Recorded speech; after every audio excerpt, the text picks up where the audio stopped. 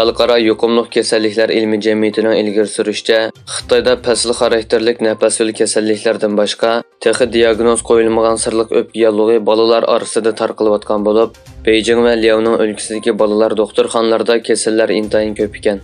Dünya Səhiyyə Təşkilatı kişilərni tədbir qo'llanib yuqumlanish xavfini azaytishga chaqirgan va Xitoy organlaridan bu kasalga oid texnik ko'p sonliq ma'lumotlarni talab qilgan.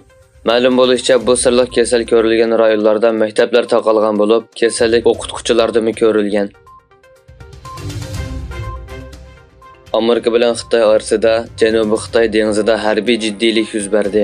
Xitoy doiralari Amerikaning Xarliburg darajalik boshqariladigan bomba qo'g'lovchi USS Hopperning dengiz tavalligiga qonunsiz kirganligini o'ttirg'a qo'ydi. Amerika bo'lsa paraxotning xalqaro qonun va yo'l boshlash erkinligi doirasida xalqaro qonun bo'yicha faoliyat qilganligini bildirdi. Rossiyaning eng chong tabiiy gaz eksport qiluvchisi bo'lgan Gazprom shirkati 25 noyabr Sibiriya elektr turbasi orqali Xitoyga gaz yetkazishda yangi rekord yaratilganligini e'lon qildi.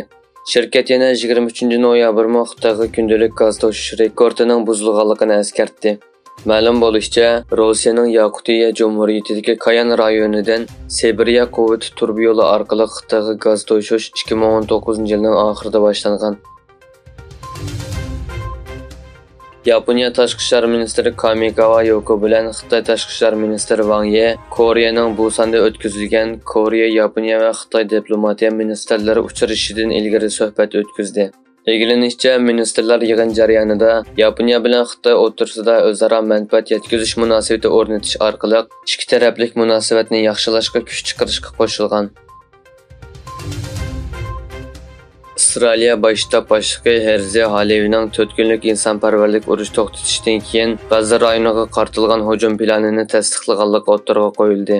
Yana bir tarafdan bosh ministr Benyamin Netanyahu tunugun G'azzaning shimolidagi harbiy qismlarini ziyorat qilib, hujumni davomlashtiradiganligi to'g'risida uchur berdi.